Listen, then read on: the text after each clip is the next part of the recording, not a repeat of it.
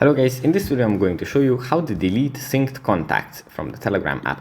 But before that, don't forget to subscribe and leave a comment down below, because at 10,000 subscribers I'm going to show you my whole YouTube revenue statistics and growth strategy. So without further ado, let's just jump right into it. First we have to open up the Telegram app. And here it usually opens up in the chats where we have our conversations.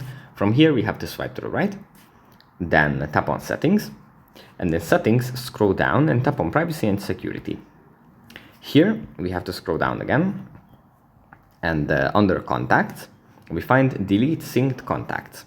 If we tap on this, then there is going to be a message that pops up, and if we tap on delete, it's going to delete the contacts that have been synced to our account. And if we don't want to, we just can tap on cancel.